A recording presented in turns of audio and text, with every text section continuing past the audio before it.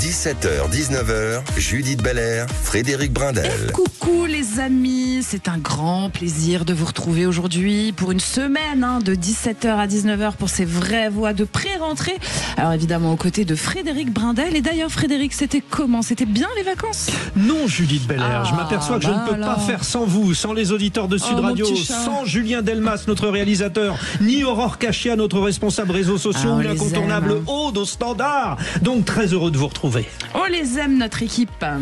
Allez, au sommaire de ces vraies voix du jour, le grand débat à 17h30. Les relations diplomatiques se tendent entre Paris et Washington. Le Quai d'Orsay a convoqué ce lundi l'ambassadeur américain Charles Kushner après sa lettre ouverte publiée par le Wall Street Journal et adressée à Emmanuel Macron, où il reproche à la France une réaction insuffisante face à la recrudescence de l'antisémitisme depuis le 7 octobre 2023.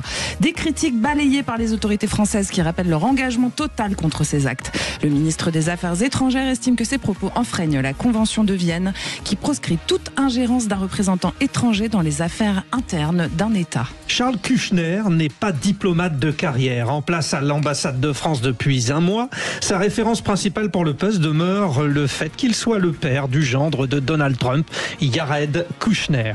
Une proximité qui renforce la portée de cette déclaration, possiblement téléguidée par le président américain, et qui s'inscrit dans un flot de critiques américaines sur la volonté d'Emmanuel Macron de reconnaître l'État de la Palestine à la fin de septembre prochain. Nous vous posons la question sur le compte X de Sud Radio, antisémitisme. L'ambassadeur des États-Unis a-t-il raison de faire la leçon à la France? Et puis notre coup de projecteur à 18h40. Cet été, le rêve de l'Europe qui compte dans le monde s'est évanoui. Ce sont les mots de François Bayrou lors de sa conférence de presse aujourd'hui pour évoquer la position de la France, tant sociale que politique, sans oublier bien sûr le projet de budget 2026. Souveraineté, indépendance, éducation et j'en passe. Les sujets sont vastes, la prise de parole est anxiogène. Motion de censure, mouvement social annoncé pour le 10 septembre, sans oublier menace d'un vote de censure dès le 23.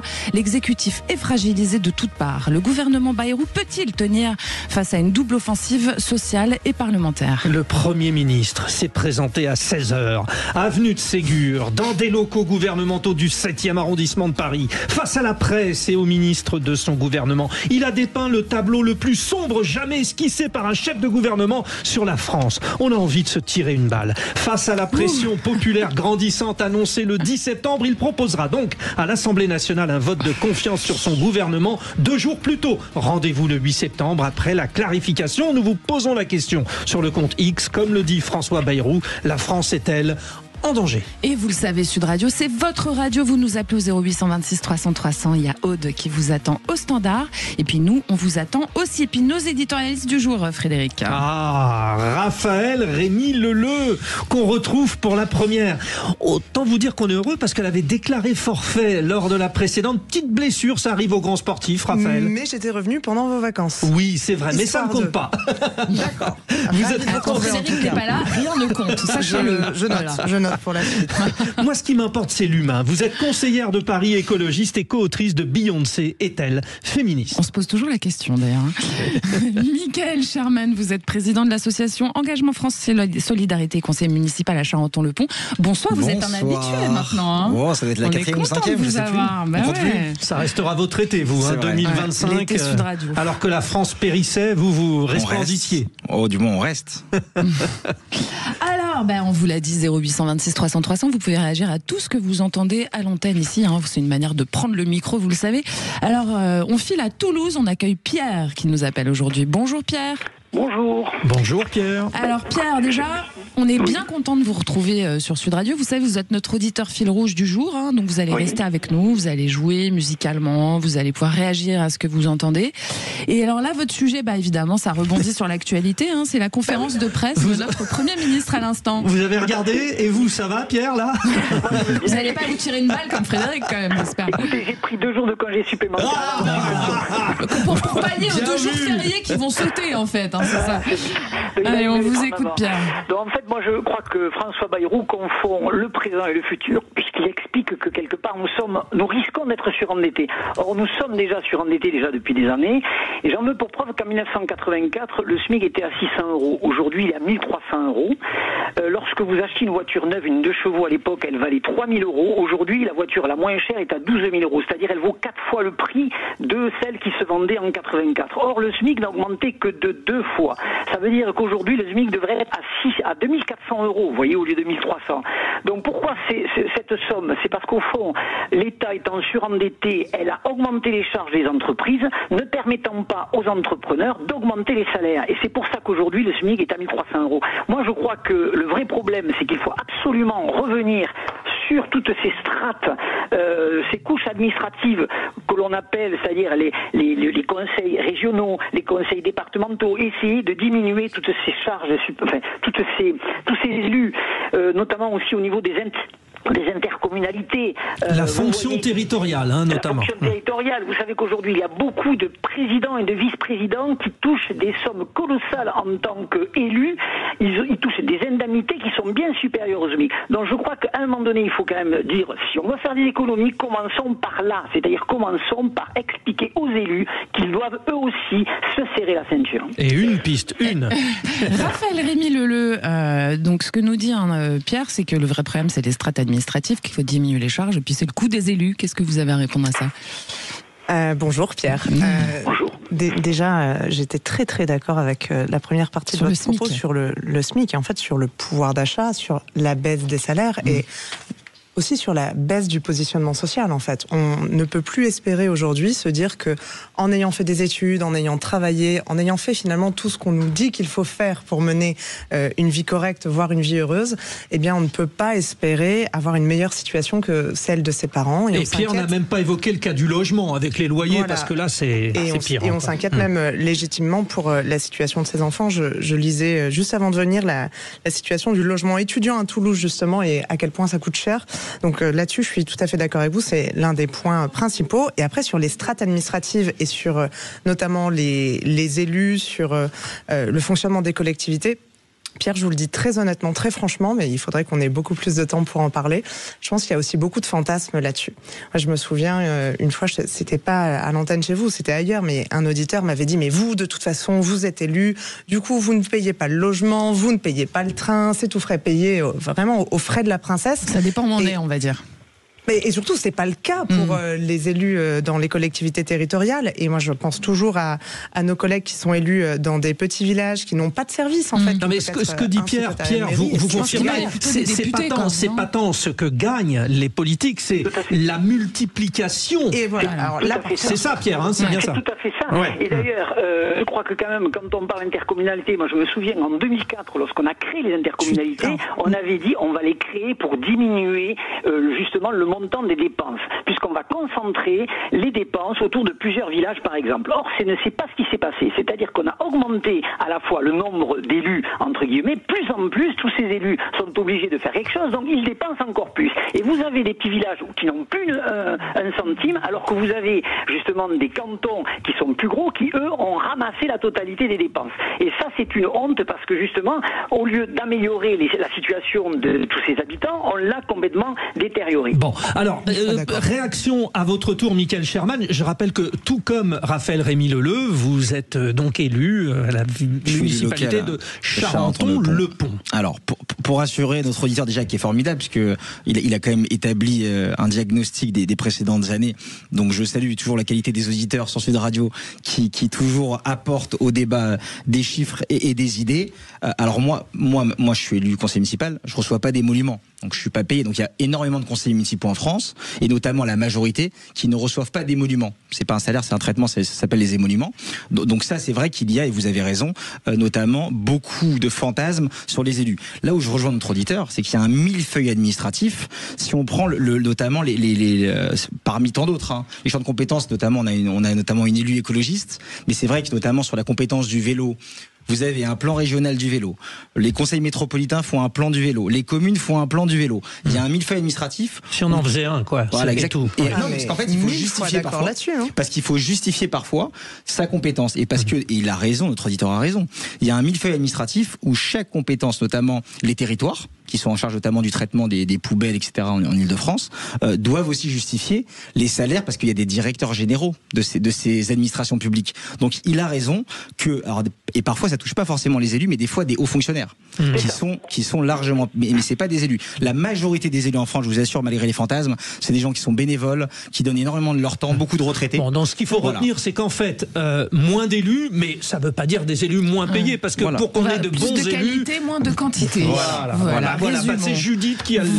Voilà, Judith. Parlons vrai Comme quoi ça sert les vacances. Comme quoi ça fait du bien. Exactement. Allez Pierre, vous restez avec nous surtout, parce que cette émission continue, vous le savez, 0826 300 300. Si vous voulez faire comme Pierre, vous nous appelez et puis on est là, on vous écoute. C'est votre radio Sud Radio, vous le savez. Dans un instant, ce sont les 3 mots de l'actu de Majid Deimat et puis l'info vacances de notre cher Paul Vinel qui s'en va bientôt. Donc on se régale. À tout de suite. Judith Belair, Frédéric Brindel. Et il est 17h17 sur Sud Radio, c'est l'heure pile 17. Allez, c'est les 3 mots dans l'actu de Majid Deimat. Les vraies voix Sud Radio. Majid, vos 3 mots du jour: dette, rentrée et espionnage. Et oui, le mot dette à la une de l'info et à la une du discours de François Bayrou. Je cite: une dépendance à la dette qui est devenue chronique, selon lui, lors de son discours de rentrée.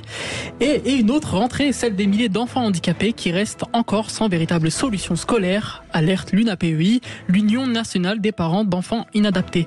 Et enfin, en Russie, le chercheur français Laurent Vinatier comparait à nouveau pour espionnage, avec le risque cette fois-ci d'allonger sa peine de prison à Moscou. Les vraies voix Sud Radio. Le premier mot, dette, l'axe principal développé par François Bayrou lors de son discours, Majid.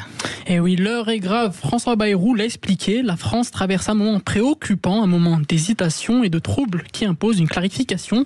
Son inquiétude, la dette publique. Je cite: nous sommes au bord du surendettement, a-t-il prévenu, et l'urgence est là. Chaque heure, la dette augmente de 12 millions d'euros. En chiffres, c'est vertigineux. Cette année, la charge de la dette va devenir le premier poste budgétaire de l'État, plus lourde encore que l'éducation nationale ou les armées. Pour François Bayrou, ce n'est pas seulement un problème comptable, c'est une faute collective. L'argent emprunté n'a pas servi à préparer l'avenir universités, hôpitaux, laboratoires, mais à financer les dépenses courantes. Même constat justement pour la richesse créée par la France, dont 20% partent directement dans la dette, comme nous l'explique clairement le Premier ministre François Bayrou. Notre pays crée chaque année environ 50 milliards de richesses nouvelles. Sur 3 000 milliards, on produit chaque année plus que l'année précédente, c'est déjà pas rien, de l'ordre de 50 milliards. Et sur ces 50 milliards créés par les Français, 10 milliards supplémentaires chaque année sont captés par les intérêts de la dette. Ça veut dire que c'est 20% du progrès de la France qui est capté par cette charge et cette menace, qui est confisquée chaque année. Une spirale chronique accentuée par des crises, les subprimes, le Covid, les gilets jaunes, la guerre en Ukraine ou bien l'inflation. Autant de chocs qui ont fragilisé les finances publiques, selon lui. L'avertissement du Premier ministre est donc clair. Il faut agir et vite pour que la France retrouve une trajectoire soutenable et redonne un cap à ses finances. On en reparlera plus en détail lors de notre débat en coup de projecteur à 18h40. Effectivement, on parlera de l'état d'esprit général. Mais alors sur la dette, précisément, ce dont nous parle Majid maintenant, Michael Sherman, est-ce que finalement, vous avez l'impression que les Français se disent c'est de la dette, ou est-ce que c'est une préoccupation? Vous qui êtes un élu de terrain, est-ce que la dette inquiète les Français autant que François Bayrou? Je pense que le climat de peur et des politiques fait entretenir quelque part une crainte des Français qui prennent sur eux, alors qu'ils travaillent tous les matins, ils se lèvent le matin, ils donnent tout pour le pays, ils cotisent, c'est la majorité des Français aujourd'hui. Mais le sentiment aujourd'hui qui revient en tout cas chez les Français, c'est que cette République des copains protège les siens et fait payer les autres. Et en l'occurrence, les administrés de notre pays et les travailleurs qui se lèvent tôt.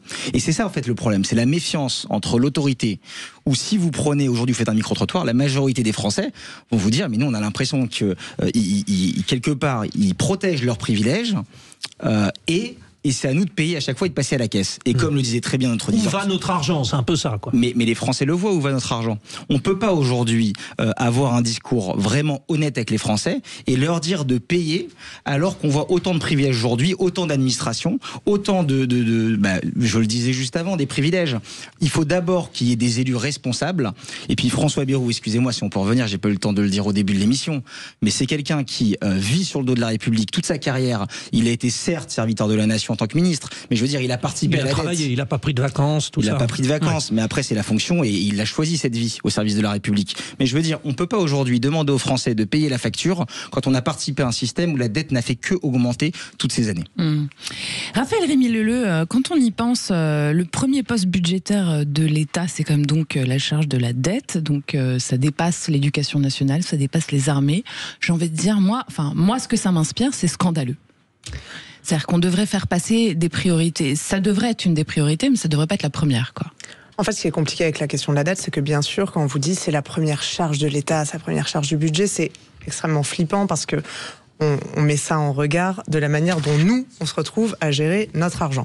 Et que, a fortiori, la situation des Françaises et des Français est de plus en plus précaire. Et donc, on a l'impression que l'État vit sans cesse au-dessus de ses moyens, que c'est mal géré et autres. Et c'est vrai qu'en fait, il y a des choses qui n'ont pas été gérées, il y a des choses qui n'ont pas été prévues, il y a des choses qu'on aurait pu anticiper et qui ne sont pas uniquement de la réduction brutale des dépenses, mais qui sont une meilleure gestion et même parfois un simple développement des services publics. Quand on voit, je vous prends un seul exemple, l'état du réseau ferroviaire, ça va nous coûter des centaines de millions d'euros de remettre en état notre réseau ferroviaire et on sait qu'on en a besoin pour les bassins de population qui sont isolés, pour le fret, parce que c'est une modalité de transport qui fait moins d'émissions carbone. Mais mal anticipé. Mais comme on a laissé le réseau ferroviaire être détruit pendant 30 ans autour d'illusions de modernité et autres, ça va nous coûter un pognon de dingue.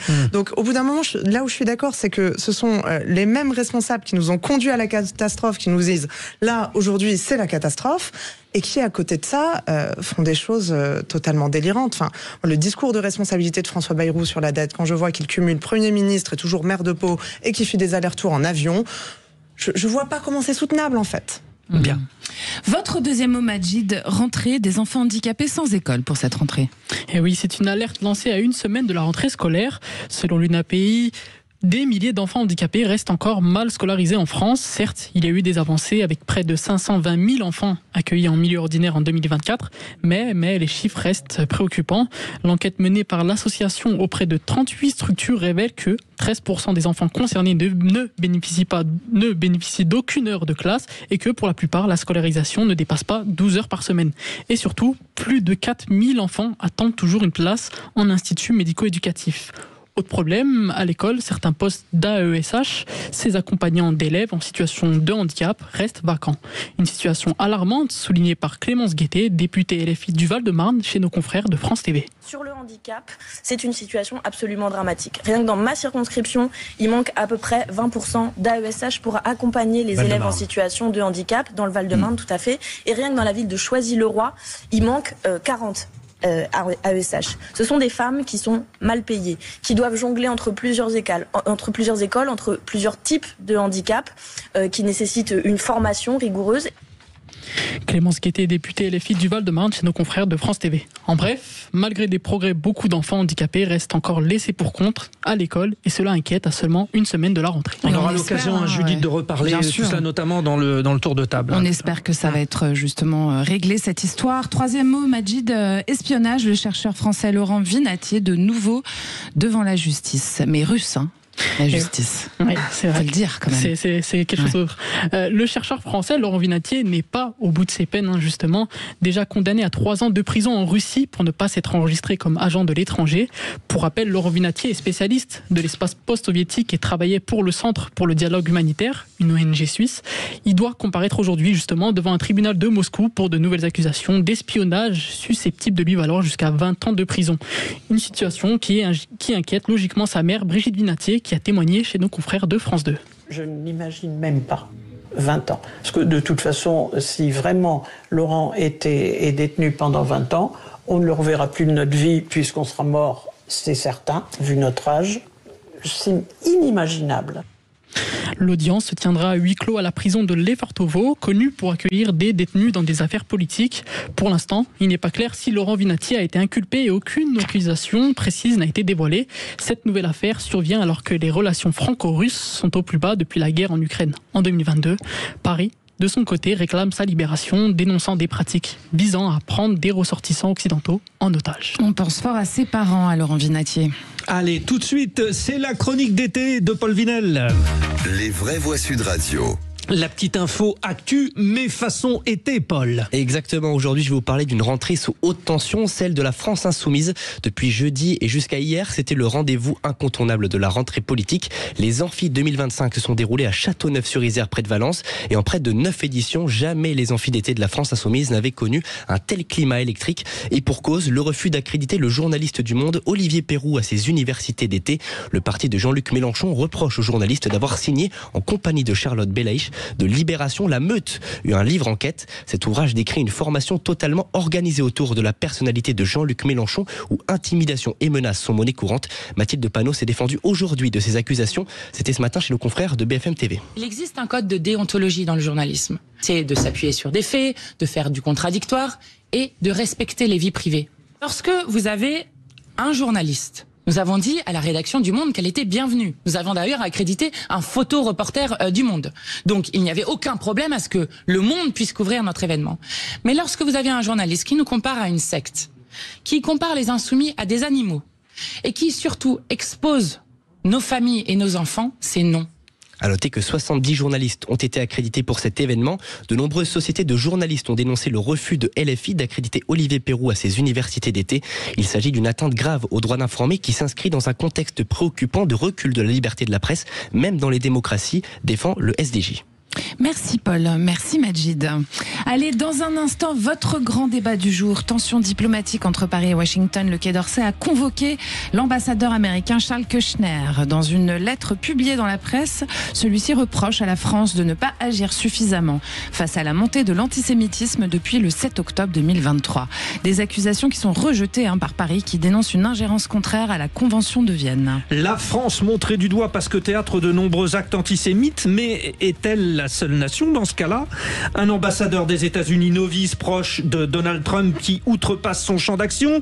Enfin, Emmanuel Macron reconnaîtra l'État de Palestine le 23 septembre prochain. Ça fait beaucoup, d'où notre consultation sur le compte X de Sud Radio pour vous les auditeurs. Antisémitisme, l'ambassadeur des États-Unis, des USA, a-t-il raison de faire la leçon à la France? Dites-nous ce que vous en pensez. Vous votez sur X et puis vous nous appelez au 0800 26 300 300 évidemment. Pour en parler, nous sommes avec Jean-Claude Beaujour, qui est avocat et président du Forum Transatlantique. Bonsoir, bienvenue Jean-Claude.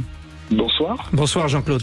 Alors Jean-Claude, question. On rappelle que M. Kushner, c'est le beau-père de la fille de Donald Trump, donc il fait partie de sa famille. Il doit être mandaté par lui, ça nous paraît à peu près à tous évident.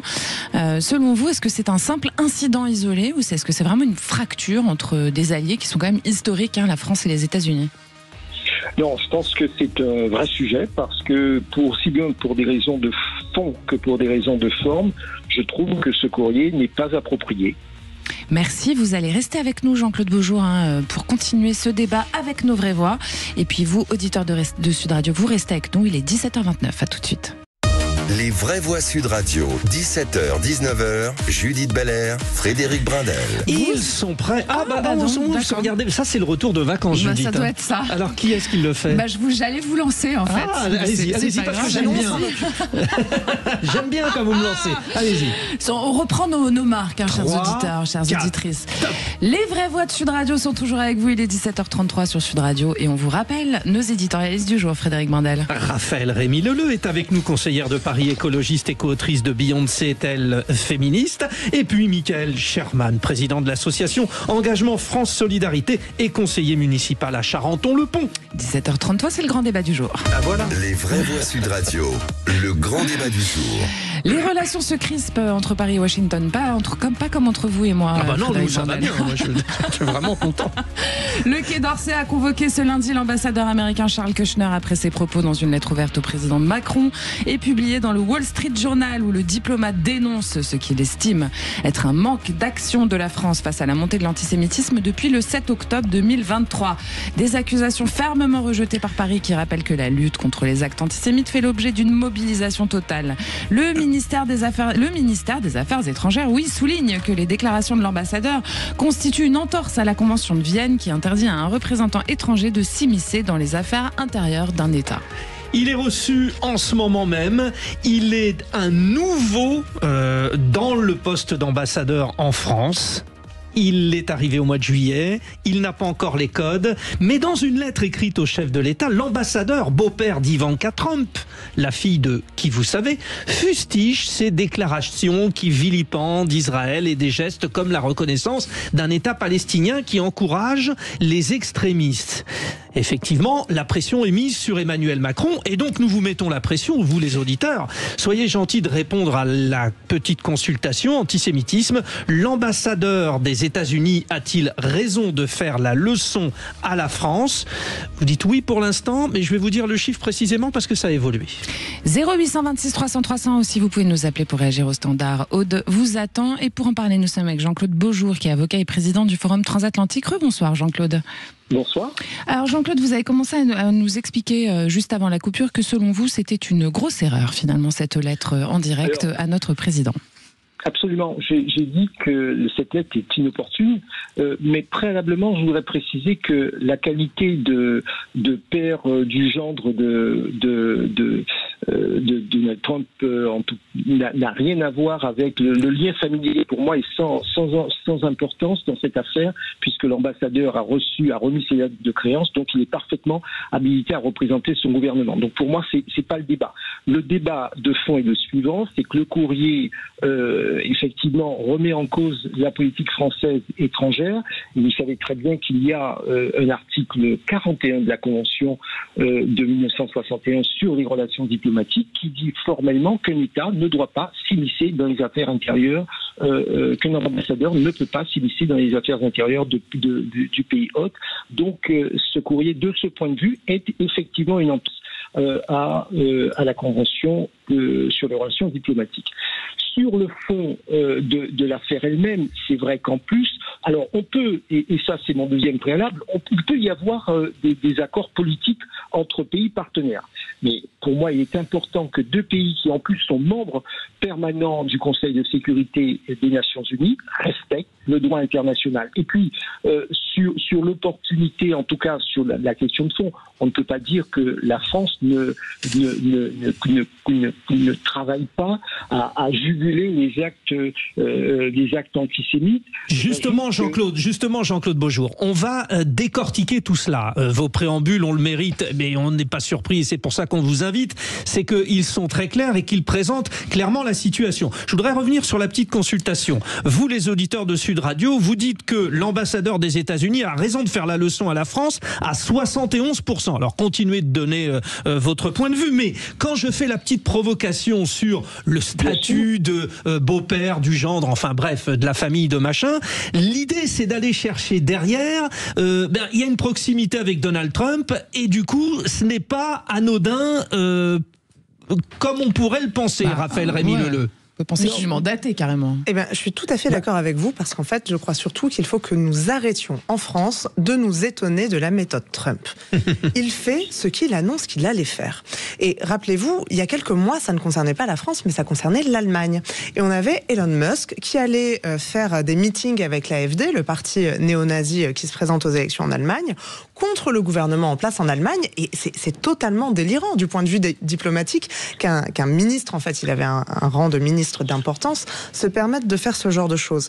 Et quand on parle des relations familiales du côté Kushner et Trump, je pense que c'est important parce que ça nous dit aussi tout de même la dérive du pouvoir Trump qui est vraiment en train d'assumer d'être une plutocratie avec de vraies dérives autoritaires. Et on est légitimement inquiet du renversement d'alliance qui a été annoncé il y a quelques mois et qu'on retrouve là encore quand ils se mettent à faire de l'ingérence vis-à-vis de l'Union européenne et vis-à-vis de la France. Michael Sherman, cet ambassadeur américain, il accuse Macron notamment d'alimenter le feu antisémite suite à la reconnaissance internationale qu'il veut mettre en place d'un État de Palestine en septembre, le 23 exactement. Alors déjà, pour revenir juste sur les missions officielles, notamment de la diplomatie américaine, la lutte contre l'antisémitisme, d'accord, au département américain, chaque ambassade américaine dans le monde, la lutte contre l'antisémitisme, c'est l'une de leurs missions officielles. Donc c'est pas arrivé sous le mandat de Trump, c'est dans l'histoire américaine, chaque président des États-Unis donne une mission à son ambassadeur de faire de la lutte contre l'antisémitisme une priorité. Et ce qui ne veut pas dire qu'il n'y a pas d'antisémitisme aux États-Unis quand même. Hein. Évidemment. Mais en tout cas, c'est le fer de lance des États-Unis et leur rayonnement à l'étranger, c'est leur mission. Après, sur les accusations notamment de Charles Kushner. Charles Kushner, il a été désigné par le président Trump. Venir gratter un peu, on a envie de dire. Hein. C'est un peu ça, il a envie de gratter, il vient nous gratter, quoi. En tout cas, ce qui est sûr, c'est que le président des États-Unis, qu'on veut caricaturer en Europe, il fait des choix qui sont assumés. Il sait très bien qu'en nommant Charles Kushner, qui est fils de rescapé de la Shoah, ses parents ont échappé à la Shoah, il s'appelait Berkowitz notamment, ils sont arrivés avec $2 en poche aux États-Unis, la maman de Charles Kushner était une enseignante notamment qui enseignait la Shoah, donc il a une histoire personnelle, il sait très bien qu'en nommant Charles Kushner, il va faire de la lutte contre l'antisémitisme une fer de lance. Il faut savoir que dans les premiers déplacements de Charles Kushner à Paris, l'une de ses premières visites, c'était le mémorial de la Shoah. C'était une de ces 3 visites. Et dans ces accusations, ce qui est sûr, pour répondre en tout cas, c'est que le président de la République, Emmanuel Macron, notre président, élu démocratiquement, lorsqu'il parle bien plus de Gaza que sur la haine anti-juive.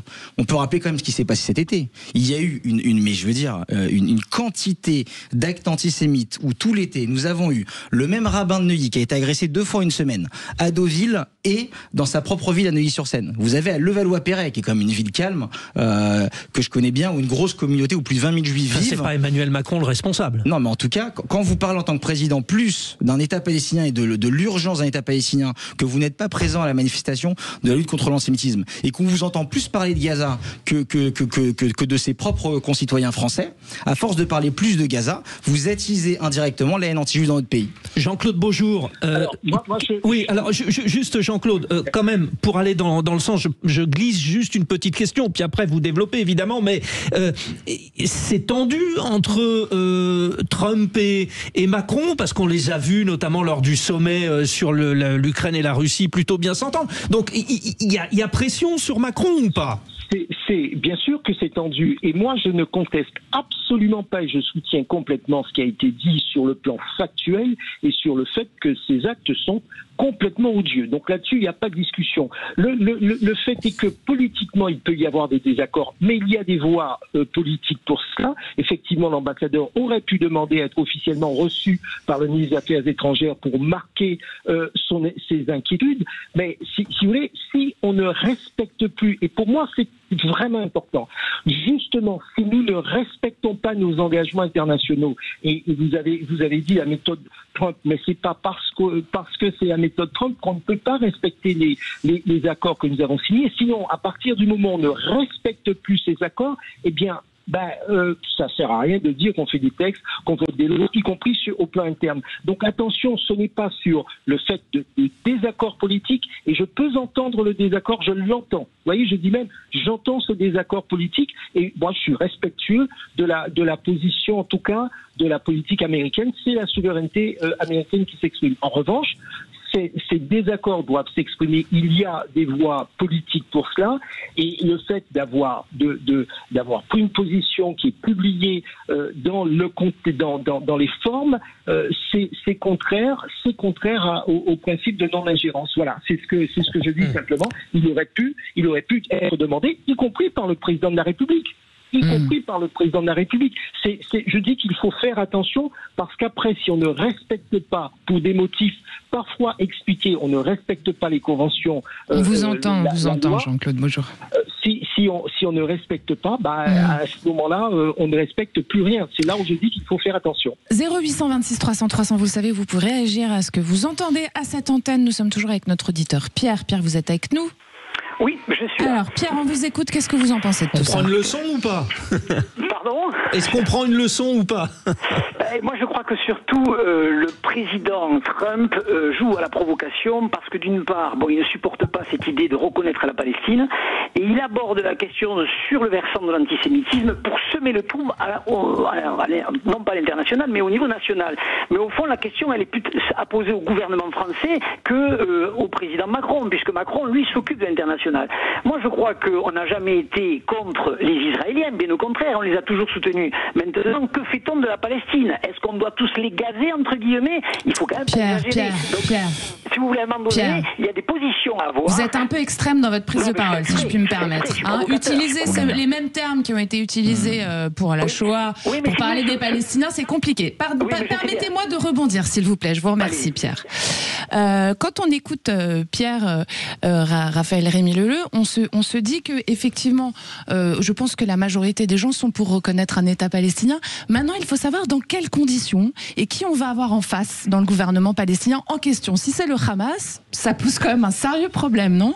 Bien sûr, ça pose un problème, mais la position historique de la France est celle qui, à mon sens, honore notre diplomatie, c'est celle d'une solution à deux États. Ce qui est détestable dans la situation qu'on a aujourd'hui et qui, je trouve, était très bien exposé par Jean-Claude Beaujour, c'est que on assiste à une brutalisation de ce qui devrait être normalement notre filet de sécurité internationale. Si on ne peut plus compter sur la diplomatie pour créer du dialogue et pour trouver des solutions à une guerre qui est une guerre de massacre depuis des décennies maintenant, on s'apprête juste à avoir un nouveau siècle de souffrance devant nous. Et donc, cette manière qu'a Trump d'instrumentaliser les souffrances de tous côtés, c'est extrêmement dangereux parce qu'en plus, ça nous prive des voies de dialogue. Et personne ne remet en cause ici, et heureusement, parce qu'on l'entend parfois et c'est extrêmement inquiétant. C'est en 2024, on a eu plus de 1500 dépôts de plainte pour des actes, pour des violences, pour des menaces, des insultes antisémites. Donc, oui, 1570 exactement, avec l'antisémite recensé en France en 2024. En fait, on a un problème d'antisémitisme en France, comme on a un problème d'antisémitisme partout dans le monde entier. Mais on n'arrivera pas à trouver des solutions en mettant de l'huile sur le feu et en détruisant les voies du dialogue. Alors, il y a évidemment ce projet lancé par Emmanuel Macron de la reconnaissance de l'État palestinien. Il arrive le 23 septembre. Donc, c'est la raison pour laquelle peut-être il y a dans cette volonté de choquer cette provocation de l'ambassadeur. Mais il y a aussi cette question de temporalité. Le 23 septembre prochain, c'est peut-être pas forcément le moment. C'est ça qui pose question aussi. Et c'est pas n'importe quel jour Michael aussi. Sherman. En plus, c'est pas n'importe quel jour par rapport à Israël. C'est le nouvel an juif, en plus. Voilà. Exactement. Ouais. Vous m'avez coupé le... Je vous ai enlevé votre élan, pardonnez-moi, Michael. Mais de toute façon, c'est ce qu'on dit, c'est juste factuel. Juste pour revenir, les États-Unis d'Amérique ont toujours été des vigies et des lanceurs d'alerte. Et parce que les États-Unis d'Amérique ont été des lanceurs d'alerte, ils ont permis de sauver des juifs dans le monde entier, notamment au Yémen, et dans l'histoire des États-Unis d'Amérique. Heureusement que les États-Unis se permettaient de faire de l'ingérence à l'étranger, ou du moins d'être dans leur bon droit, parce que nous, on parle de notre point de vue en tant que Français, en tant qu'élus locaux, en tant qu'élus français, mais eux ils défendent aussi, j'ai envie de dire, pas leur beefsteak, mais leur souveraineté et leur légitimité à parler.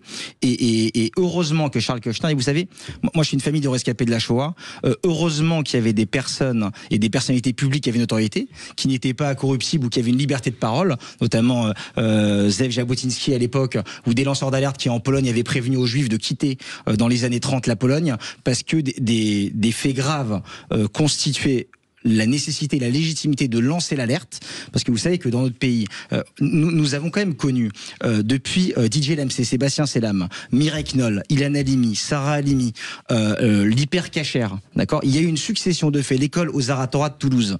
Donc au bout d'un moment, c'est juste normal en fait qu'une personne aussi influente que l'ambassadeur des États-Unis puisse prendre la parole. Et moi je vais vous dire la tristesse en fait, c'est que des voix en France ne le font pas. Si aujourd'hui l'ambassadeur des États-Unis en France le fait, mais c'est parce qu'aussi il y a eu un silence pesant et la nature a horreur du vide. Raphaël Rémy-Leleu. Oui, si vous me permettez un rebond, Michael, c'est en fait, je suis d'accord avec vous sur le fait que l'indignation et la lutte pour les droits humains, l'ensemble des droits humains doit être universel, et qu'en plus nous avons une responsabilité universelle vis-à-vis de l'antisémitisme qui a gangréné l'ensemble des sociétés et de l'ensemble des relations diplomatiques depuis bien trop longtemps. Mais personne n'est dupe que cette sortie n'est pas uniquement celle d'une défense des droits humains par les États-Unis qui veulent avoir cette position dans le monde, puisque au contraire les États-Unis sous Trump sont un peu dans une position de repli vis-à-vis de leurs interventions, mais que ce qui est bien en jeu, c'est la pression sur Macron concernant la reconnaissance de l'État de Palestine. Et qui plus est ce 23 septembre, ce qu'on vient de rappeler, c'est quand même fou. Enfin, il y a 365 jours. C'est l'ONU qui appelle à la reconnaissance le 23 septembre, qui intègre le Canada, qui intègre l'Australie, etc. Et en fait, ça aurait dû être fait précédemment quand il y avait la possibilité encore d'une négociation, d'un cessez-le-feu, de la libération des otages. Et en fait, on est sur des décalages diplomatiques de négociation qui mettent des milliers de personnes en danger. Juste pour revenir sur le 7 octobre, il y a toujours des otages dont des morts. Ça fait 690 jours qu'il y a des otages. Ces otages, ils ont été kidnappés à Simchat Torah, un Shabbat, l'un des jours les plus saints du judaïsme, qui commémore la fête du don de la Torah. Et en choisissant ce jour, qui est quelque part une insulte au peuple juif de reconnaissance d'un État, où il y a toujours des otages et qui sont des militants de la paix, qui ont été séquestrés, qu'ils sont toujours parce que juifs, et il y avait d'ailleurs notamment des non-juifs qui l'étaient, mais qui étaient imaginés comme juifs ou complices de l'État juif, et aujourd'hui c'est juste le calendrier qui est inacceptable, et en plus sans interlocuteur. Celui qui a trouvé cette idée du 23 septembre, pardonnez-moi, mais c'est quelqu'un à l'ONU. Voilà. On ne sait pas qui, mais en tout cas c'est la date. C'est la date de la reconnaissance internationale par l'ONU de l'État palestinien. Merci beaucoup à tous les deux, merci Pierre, notre auditeur. Vous restez avec nous dans un instant. Jean-Claude Beaujour aussi, qu'on remercie. Jean-Claude Beaujour, bien sûr, pour évidemment. son éclairage. Jean-Claude Beaujour qui est avocat et puis président du Forum transatlantique. Vous avez raison de me le rappeler. Le spécialiste de la relation américano-française. Voilà. Alors, vous restez avec nous parce que, en fait, oui, du coup, il y a du boulot. Ouais. On va se faire plaisir, on va se détendre un peu. C'est encore l'été, il est 17h50 dans un instant. On va écouter de la musique pour faire un blind test concocté par Frédéric Brandel. Et comme il adore faire ça, je pense qu'il nous a fait plaisir. Voilà. Ouais, allez, je vous dirai. Les vraies voix Sud Radio, 17h, 19h, Judith Belair, Frédéric Brandel. Et alors à 17h53, ça fait très très très plaisir à Frédéric Brandel parce que ça va être le quiz musical. J'ai bien aimé le thème que j'ai choisi. Je vais pas vous le dire tout de suite. Non, on va le dire juste après. Mais du coup, vous allez représenter un peu nos éditorialistes. Oui, mesdames et messieurs, bonsoir. J'ai l'honneur et l'avantage de vous présenter à ma droite, côté rouge, Raphaël Rémy Leleu, conseillère de Paris Écologie et co-autrice de Beyoncé est-elle le féministe. À ma gauche, côté bleu, Michael Sherman, président de l'association Engagement France Solidarité. Et au milieu, côté rose, il vient de Toulouse. Nous avons Pierre. Pierre, vous êtes avec nous ? Oui, je suis toujours là. Alors vous êtes prêt à jouer, Pierre ? Je suis prêt à écouter. Surtout. On envoie le jingle. Allez, c'est le quiz musical. Les vraies voix Sud Radio, le quiz de l'actu. Et alors, votre thème les tubes de l'été. Mais oui, je me suis dit, on vient de rentrer là, on a dansé, danse. Voilà. Allez. Alors, je rappelle peut-être le règlement, parce que c'est ce qui m'excite le plus dans cette émission. Oui, on sait que vous aimez bien les règles. Voilà, donc Pierre, Raphaël et Mickaël s'affrontent. D'accord ? Il y a 9 extraits. Je ne relève pas volontairement. J'ai entendu, mais je trace. Surtout, je ne réponds pas. Je ne tombe pas dans le piège que vous me lancez. Alors, Pierre, Raphaël et Mickaël, il y a 9 extraits. Si vous donnez l'interprète, vous marquez un point. Il faut être le plus rapide, évidemment. D'accord, Pierre ? Ok, parfait. Attention, vous êtes prêts ? Extrait numéro 1. Jonathan. Pierre, 1-0. Est-ce que je pouvais donner parce que j'ai travaillé, Judith. Oui, c'est bon, Judith. Vous savez, je fais un karaoké plutôt qu'un blind test, s'il vous plaît. Alors, parce que j'ai travaillé et c'est le tube de l'été 1975. Très important. Et ouais. Voilà. Avec le Tour de France remporté par Bernard Thévenet. Je sais pas, j'étais pas encore sur cette terre. Excusez-moi. Allez, extrait numéro 2. Je veux d'amour, Mickaël, je pense que c'est Mickaël. Mais je crois pas. Je suis pas sûre. Juju, Réal. Non, je donne mon point. Oh, mais quelle galanterie. On partager un demi-point aime chacun, les chacune. hommes galants sur cette antenne. Non, il n'y aura pas de demi-point parce que ça sera trop compliqué. Non, il lui a donné son point, ça y est, c'est bon, c'est le cas le point. C'est pour Raphaël. Comme quoi, ils ont beau ne pas être du même bord politique, ils s'entendent tous entre eux, ces politiciens. Ils vont déjeuner, au boire des coups et tout. Non, alors je suis inscrit sans étiquette. Oui, c'est vrai. Mais je crois qu'on n'est quand même pas du même bord. Oui, quand même. Mickaël, c'est facile, sans Ça étiquette. dépend sur quel sujet. Bon, alors je voulais juste vous dire que Zaz, Je veux, etc., c'était en 2010. Voilà. Ah, et allez, numéro 3. Johnny Hallyday. Raphaël, ouais. Vous y étiez aussi, Pierre, mais Raphaël a été très Pierre, il faut parler très très vite. Hein. Oui, c'est sorti en 1969. D'ailleurs, une bonne année. Pardon. On a perdu. C'était gratuit. Voilà, c'était gratuit. Judith, vous perdez la raison. Non, je suis toujours avec vous. Allez, extrait numéro 4.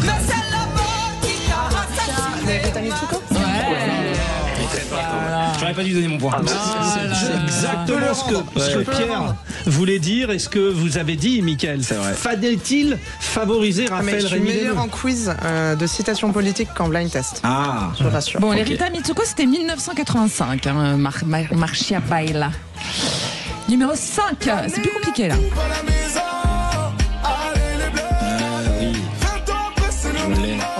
Pierre, vous je avez vais me faire engueuler de ne pas l'avoir. Je suis désolé par avance. Vous dites quoi, Pierre? Mais c'est celui qui a les lunettes noires. Là. Oui. C'est la Coupe du Monde. Aïe, j'en ai marre. Non, mais on va se faire engueuler, Pierre. Oh là là, c'est dur. Tube de l'été 2018, mais non, bien sûr, la Coupe du Monde. Les amis. Ah merde. Je vais dire une connerie, mais c'est une connerie. Mais il y a un truc chez les Verts. Non, c'est pas Gims. Il y a un truc avec les Verts. C'est Mehdi. Non, il y a un truc. Attendez, Pierre, vous dites qui? Pas d'avoir peur. Maître Gims. Non, c'est pas lui. Alors, je vais vous dire pourquoi je disais qu'il y a un truc avec les Verts, parce que ça s'appelle VG. Vous auriez pu le trouver, Raphaël. Bon, faut foncer du coup, parce qu'on n'est pas en avance là. Extrait, c'est horrible. Numéro 6. Mais non. N'importe quoi. Pierre, Bravo, c'est Mickaël. Bon, moi j'aurais un point, les amis. Au moins un point. Tube de 1996. Écoutez Je n'ai bien. pas assez dormi ce week-end. Hein. Raphaël Rémy Leleu à 3 points. Mickaël et Pierre. Des écolos. Et ça vous embête pas de faire la pub pour votre parti politique alors que j'essaye de m'expliquer? Allez, numéro 7. Rouge et noir, j'ai donné mon cœur. Oui, Pierre, tout est encore possible. Il reste 2 extraits. 3, 2, 1. Tout le monde Jeanne peut Masse encore en gagner. 1986. Voilà. Alors, le numéro 8. Vanessa Paradis, Mickaël, on est à 3, 2, 2. Attention, la dernière, tout peut se passer. Numéro 9. Alizé. Alizé, Raphaël Rémy Leleu. Bravo. Il y a un super fanzine qui vient de sortir sur Alizé, je vous le recommande. Enfin, c'est pas très féministe, Alizé. Je m'appelle Lolita, machin, non? Alors, Non, mais Lolita, elle a le droit d'être féministe aussi. Je vous conseille le fanzine, parce qu'en plus, il y a plein de choses sur comment on réinterprète. Allez, Ça, on c'était arrête, très on arrête, intéressant, on n'a plus le temps. On remercie Pierre. On fait des bisous C'était à Pierre. génial. Bravo Pierre de Toulouse. Merci Pierre, vous restez Allez, avec Toulouse. nous. Hein. Il y a un petit décalage qui fait que déjà on ne peut pas répondre de suite puisqu'on a... Merci cher Pierre, vous nous rappelez, vous rejouerez peut-être la On est prochaine fois, vous super allez en retard. gagner. Allez, à tout de suite, À restez tout de avec suite. nous. Les vraies voix Sud Radio, 17h, 19h, Judith Belair, Frédéric Brindel. Et ce soir avec nous, 2 vraies voix, un duo très équilibré, moi je trouve. Michael Sherman, le président de l'association Engagement France Solidarité et conseiller municipal à Charenton-le-Pont. Vous faites le pont, vous passez le pont et vous arrivez à Paris, où vous avez Raphaël Rémy Leleu, conseillère de Paris, écologiste et co-autrice de Beyoncé est-elle féministe? Achetez ce livre, lisez ce livre, dégustez Et ce livre. posez-vous la question, Beyoncé est-elle féministe? Allez, 0826 300 300, on file au standard. Vous le savez, vous pouvez réagir sur Sud Radio. Parlons vrai ensemble. On accueille Laurence qui nous appelle de Saint-Martin-de-Londres, c'est dans l'Hérault. Bonsoir Laurence. Bonsoir à tous et bienvenue. Alors, ma chère Laurence, vous voulez nous parler de la rentrée scolaire et du niveau des élèves en baisse. Je crois que ça vous embête un peu d'ailleurs. Et si vous me permettez, Judith et Laurence, pour planter le décor, écoutez ce qu'a dit à ce sujet François Bayrou lors de la conférence de presse. C'est très court, écoutez. Dans nos faiblesses, en dépit des efforts considérables, y compris de moyens qui ont été faits, l'éducation nationale, qui est dans les classements internationaux à la place nous ne voudrions pas le voir, et 19% des jeunes au chômage. Ce chiffre a progressé de 2% en une année. Ma chère Laurence, donc un chiffre d'élèves qui progressent, c'est un peu compliqué tout ça. Et vous, en fait, ça vous ennuie un petit peu parce que pour vous, c'est pas vrai que le niveau des élèves baisse. Ah si, si c'est vrai. Mais le niveau des élèves, il s'ajuste à ce qu'on leur enseigne. D'accord. Moi, ce qui m'inquiète, c'est qu'on aime bien ce qui est des chiffres. Attendez, pardonnez-moi Laurence, qu'est-ce que vous faites comme profession? Je suis enseignante. Ah voilà. Donc je peux vous dire qu'à partir du moment où des programmes scolaires sont remplis de vide, forcément les élèves en apprennent moins. Voilà. Donc il y a quand même une chose, c'est qu'à aucun moment, un homme politique ou un journaliste n'essaye de faire le rapprochement entre le niveau des élèves et les réformes, l'impact des réformes successives. Par exemple, cette année, les enfants évalués dans PISA, ce sont ceux qui ont subi les programmes de Madame Najat Vallaud-Belkacem depuis le CP. J'attends avec impatience de voir ce que ça va donner avec ceux qui les auront suivis depuis la maternelle. Voyez. En fait, vous proposez de suivre le niveau par rapport à un exercice d'un ministre et de voir ce que ça a donné. On pourrait s'y intéresser. Évidemment, c'est systémique. Il faudrait penser en systémique parce que ce qui influence le niveau des élèves n'est pas seulement la formation des profs, n'est pas seulement l'influence des méchants pédagogos, etc. Non, c'est la société en général. Donc déjà, il faudrait penser en systémique. Mais ne serait-ce que sur ça, personne ne rapproche le niveau des élèves des exigences qui sont dans les programmes. Et pire que ça, Madame Najat Vallaud-Belkacem, qui porte une responsabilité dans les résultats à partir de maintenant, de PISA, est nommé à la Cour des comptes. De la même façon, personne pour Monsieur Payon, lui aussi curieusement nommé à la Cour des comptes par Monsieur Moscovici, personne ne se pose la question des dégâts causés par sa réforme des nouveaux rythmes scolaires, puisque même le président Macron nous fait une espèce de commission occulte avec des gens tirés au sort pour revoir le temps de l'enfant, sans avoir tiré les conséquences des dégâts de cette réforme qui s'est faite dans un contexte d'inégalité territoriale et qui fait que quand tu sous-traites le temps de l'enfant aux collectivités locales et à l'associatif, selon les secteurs où tu n'es pas gâté pareil. Donc voilà, moi je trouve ça assez sidérant. Et alors, que personne ne fasse ce rapprochement-là. Alors, je sais que c'est technique. Oui, c'est assez difficile à évaluer. C'est vrai que ça fait... Enfin, bon, non, ça doit pouvoir se faire. On pourrait au moins avoir conscience et s'interroger. Oui. Voilà. Au moins se poser la question. Et pendant ce temps-là, Madame Borg, que fait-elle? Alors c'est fabuleux, suivez-la sur X, ça vaut le coup. Alors elle nous parle de sa vie personnelle sur Legend. Elle nous parle de son régime à base de carambar dans le Nouvel Obs. Elle se réjouit du Tour de France. Elle fête l'anniversaire des Jeux Olympiques. Par contre, l'école inclusive dont vous avez parlé dans le journal précédemment, elle n'a pas un mot. D'ailleurs, aucun macroniste n'a eu un mot dessus. Monsieur Attal, il s'est servi de l'éducation comme levier avec un sujet qui lui plaisait, qui était facile, le harcèlement. Mais l'école inclusive, pas un macroniste n'en a parlé. Donc l'accueil des handicapés, qui est désastreux, personne n'en parle. Donc voilà. Moi, j'aimerais qu'on creuse un peu plus loin que les chiffres. Merci beaucoup, Laurent. C'est très intéressant. Raphaël Rémy-Leleu, moi, j'entends un gros mot. Pour moi, c'est un gros mot. 100% de réussite au bac, c'est un gros mot pour moi. Et puis, je trouve qu'on nivelle effectivement par le bas les élèves, notamment, alors je peux parler de mon expérience personnelle, ma gamine qui était en primaire, on ne lui donnait pas de devoirs pour pas que les élèves qui n'ont pas des parents qui peuvent les aider à la maison soient dévalués par rapport à elle. Donc, en fait, on préfère empêcher les enfants qui ont des capacités ou qui ont la possibilité de travailler chez eux de faire des devoirs pour ne pas être meilleurs que les autres. Il y a quand même un petit problème là-dedans. Qu'est-ce que vous en pensez ? Que c'est compliqué de l'aborder comme ça, parce que pour le coup, je peux aussi vous donner... Non, mais on peut aussi prendre l'exemple de plein de familles où, pour le coup, faire des devoirs à la maison n'est pas possible pour plein d'autres raisons, que ce soit la question des familles monoparentales, d'avoir le niveau d'études, bien entendu, en tant que tel. Non, mais il y a l'étude à l'école. On va à l'étude, alors voilà, ça, c'est devoirs à l'étude.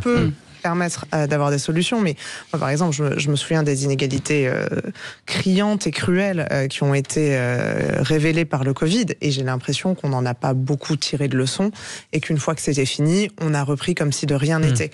Mais il y a la question du niveau, il y a la question de la promesse républicaine que devrait offrir l'école. Et ce que je vois, c'est qu'à plein d'endroits du parcours, cette promesse n'est pas tenue, que ça soit par les fermetures de classes, que ça... Et les fermetures de classes, on les subit à Paris de manière extrêmement brutale, mais on les subit aussi dans des petits villages un peu partout dans le pays. Et typiquement sur l'égalité territoriale qu'évoquait Laurence, c'est un vrai gros problème. Et moi, je la remercie d'avoir reparlé des AESH et de l'école inclusive, et en fait de l'école tout court, parce que l'école doit être accessible à toutes et à tous. On sait depuis des années, écoutez, moi je suis élue depuis 2020, tous les étés, on dit la situation des AESH est critique parce qu'elles sont toujours plus précaires, elles sont toujours plus précarisées, elles n'ont toujours pas le statut. Et là, cette année, c'est pire. Ouais. Les gouvernements nous ont promis, on va faire une consultation, on va faire une grande convention, etc., etc. Ça n'a jamais eu lieu. Les réponses, elles sont pas très compliquées. Il y a un moment, il va falloir leur donner un statut, il va falloir leur donner des salaires, les sortir de la précarité, nous permettre d'avoir plus d'AESH pour accueillir tous les enfants. Ça devrait être une base. Et une réaction à ce qui se dit de Michael Sherman, et on est un petit peu en retard, donc assez vite. Deux sujets sur le modèle PISA notamment, le programme international de suivi des acquis des élèves. C'est flagrant. En France, on a 30% l'année dernière des élèves en CM2 qui ne maîtrisaient pas la lecture.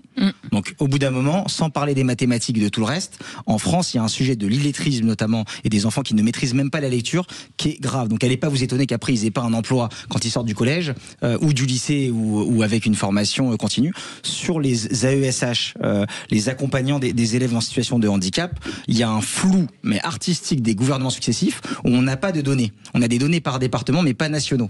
Donc à chaque fois, et encore une fois, un élève en France en situation de handicap qui n'a pas d'accompagnement scolaire, c'est une trahison de la République. C'est inacceptable que dans notre pays, des élèves en situation de handicap n'aient pas d'accompagnement, on n'ait même pas d'AVS.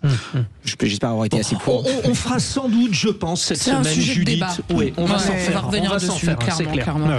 Allez, vous restez avec nous parce que dans un instant, c'est l'info en plus avec Majid Deimat et puis plein d'autres choses. Et évidemment. Merci à Laurence, notre auditrice. Merci beaucoup, Laurence, pour ce sujet fort intéressant, effectivement, de et puis qui nous touche de Londres. Tous. Voilà. Dans l'Hérault. Vous avez fini, ça y est 18h16, à tout de suite. Les vraies voix Sud Radio, 17h, 19h, Judith Belair, Frédéric Brindel. Vous avez choisi Sud Radio et vous avez bien raison. Bravo. C'est la raison. C'est là. Vous me faites perdre mes mots là, Frédéric Brindel. C'est la radio du parlons vrai. Je vais y arriver au bout de ma phrase. Et c'est l'heure de l'info en plus, c'est les 18h19. Les vraies voix Sud Radio. Majid Deimat, aujourd'hui, débute une marche entre Paris et Amiens pour interpeller Emmanuel Macron sur la pédocriminalité. Et oui, à l'initiative, Maître Lise Borne, avocate de Céline Mahito, l'une des victimes du procès Le Squarnec, est partie ce matin du 18e arrondissement de Paris avec sa cliente. Elle compte parcourir plus de 120 km jusqu'à Amiens, ville d'enfance du président de la République. On le rappelle, Joël Le Squarnec, l'ancien chirurgien qui a été condamné le 28 mai dernier à 20 ans de réclusion criminelle pour des agressions sexuelles sur 299 mineurs entre 1989 et 2014. L'un des pires scandales de pédocriminalité en France. L'objectif de cette marche est clair, remettre une lettre ouverte à Emmanuel Macron pour réclamer un véritable plan de lutte contre la pédocriminalité. Parmi leurs demandes, on y retrouve un protocole d'inhibition sexuelle, un suivi psychologique obligatoire pour les délinquants et la fin de la prescription de 30 ans. Justement, Maître Lise Borne est notre invité ce soir sur Sud Radio dans Les Vraies Voix. Bonsoir Maître.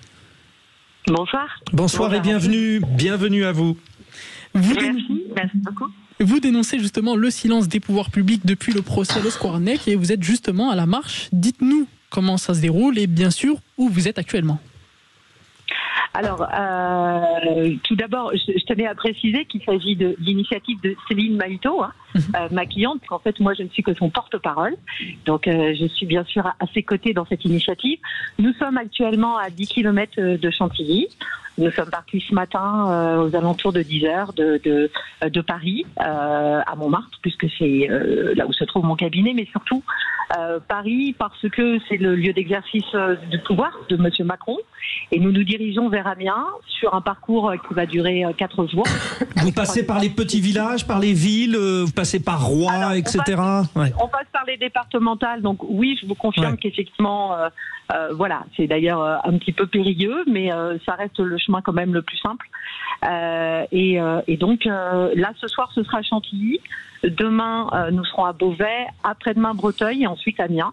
Pourquoi Amiens ? Parce que c'est bien sûr la ville natale de M. Macron, là où il a grandi. Et on se dit que dans la mesure où effectivement l'homme n'a pas su, peut-être le président de la République n'a pas su lire la lettre le 28 mai dernier lorsqu'elle a été médiatisée et annoncée, cette lettre ouverte, on espère que l'enfant qu'il a été pourra effectivement la lire avec des yeux d'enfant. Nous avons tous été ces enfants. Vous parlez, bonsoir, vous parlez d'un protocole d'inhibition sexuelle. Je voulais savoir si vous copiez sur les initiatives qui ont été prises en Italie, puisque la castration chimique est dorénavant obligatoire pour les délinquants sexuels pédocriminels et les délinquants sexuels en général en Italie. Allez-y. Alors, non, pour répondre à votre question, non, pas du tout. Pourquoi ? Parce qu'en fait, en France, nous sommes tout de même dans un état de droit très respectueux, à juste titre, des droits de l'homme, des libertés publiques. De toutes les façons, scientifiquement, le protocole d'inhibition sexuelle ne peut pas fonctionner sans l'aval de l'intéressé. Donc, bien évidemment que la volonté et surtout l'accord de l'intéressé doit être recueilli. C'est très important, contrairement à d'autres initiatives chez nos voisins européens. En revanche, je tiens à préciser que au jour d'aujourd'hui, en France, les délinquants sexuels demandent justement à pouvoir bénéficier de ce protocole d'inhibition sexuelle alors qu'ils sont détenus. Il faut savoir qu'en France, ce protocole, on ne leur accorde pas. C'est-à-dire qu'en fait, dans les faits, il y a injonction de soins. On leur dit, écoutez, vous allez effectivement, on vous impose d'être suivi psychologiquement. Si vous le souhaitez, avec votre accord, il y aura protocole d'inhibition sexuelle. Sauf que dans la réalité, faute de moyens dans l'administration pénitentiaire, non seulement il n'y a quasiment pas de suivi psychologique, mais en plus, ce protocole, il leur est administré à la fin de leurs années de détention. Heureusement, nous sommes dans un état de droit, donc les délinquants sexuels ont vocation à ressortir. Sauf qu'en fait, lorsqu'ils sortent, on leur donne ce protocole à la fin de la détention. Autrement dit, il faut 2 mois pour qu'il soit efficace. Donc ils sortent comme des fauves, on va pas se mentir, sans soins, sans rien. Et donc le protocole devient efficace au bout de 2 mois, sachant que le taux de récidive est le plus important dans les quelques jours qui suivent la sortie de prison. Vous imaginez bien qu'on se moque du monde en fait. Bon, donc, alors, pour bien comprendre, aujourd'hui, pour mettre hors d'état de nuire quelqu'un qui est pédophile, c'est une construction pédocriminelle, c'est une construction psychologique. On a tous chacun une attirance. Imaginez-vous de vous enlever cette attirance. On ne l'imagine pas. Celle-ci, c'est criminel. Comment peut-on enlever cette déviance criminelle, sachant qu'elle est construite dans la psychologie? Hormis la démarche chimique, je ne vois pas comment. Même le meilleur des psychiatres n'y arrivera pas. Alors justement, dans l'efficacité réelle, dans l'efficacité qui a été démontrée, il faut tout d'abord, il faut évidemment une injonction de soins psychologiques. C'est fondamental. Si vous ne traitez pas le problème de fond, la réalité, c'est qu'après qu'on leur retire des pulsions, c'est une chose d'ordre physique, mais dès lors qu'il n'y a plus ce protocole, s'il n'y a pas eu de traitement de fond avec un suivi psychologique, bien évidemment que les pulsions reviennent. Donc c'est pour ça qu'il faut, 1, l'accord de l'intéressé, 2, un suivi psychologique, mais attention, très assidu. Oui, on a compris. Voilà. Pardon, je vais mettre le protocole en plus avec l'accord de l'intéressé. On va faire réagir nos vraies voix. Pardonnez-moi, maître, parce qu'il nous reste assez peu de temps sur ce sujet. On a quand même envie d'avoir leurs opinions. Raphaël Rémy Leleu, quand on entend maître Lisborne qui dit qu'il faut demander, effectivement, on est dans un état de droit, on ne va pas dire le contraire, qu'il faut demander au pédocriminel s'il veut bien se faire castrer chimiquement ou whatever, j'ai envie de dire, c'est quand même, moi, ça me paraît être un non-sens, mais peut-être pas pour vous. Je voulais vous remercier, maître, et remercier votre cliente. Moi, je ne comprends pas pourquoi, dans ce pays, ce cas de pédocriminalité majeur et massif n'a pas beaucoup plus créé une véritable onde de choc, parce que bien sûr, il y a l'aspect chimique, bien sûr, il y a la psychologie intime, mais il y a aussi le niveau de l'impunité et la structure sociale qui sexualise des enfants très jeunes et qui nourrit tout cela. Et en fait, on doit collectivement avancer là-dessus. Et je pense aussi à 2 autres voies de politique publique. C'est l'imprescriptibilité des crimes d'agression sexuelle, de viol commis sur mineurs, qui est une revendication du mouvement des droits des enfants et des mouvements féministes depuis longtemps. Et une dernière chose, je vous donne mon exemple personnel. J'ai été victime de violences conjugales. Mon agresseur a eu une obligation de soins qui ne lui a été jamais notifiée. On n'avancera pas si la justice n'a pas les moyens de faire respecter les injonctions de soins en premier lieu. Michael Sherman. Écoutez, il y a plus de 165 000 enfants victimes de violences sexuelles, qui incluent l'inceste, évidemment les viols et agressions, mais ce ne sont que les chiffres attesté et officiel. Le problème, c'est que ça touche bien souvent dans des familles où le silence est pesant. Et ça, le rôle de la République et de l'État, c'est le rôle des conseils départementaux. On le disait tout à l'heure, la protection de l'enfance, c'est une compétence des conseils départementaux et notamment l'aide sociale à l'enfance. Déjà qu'il y ait en France une réelle politique de prévention.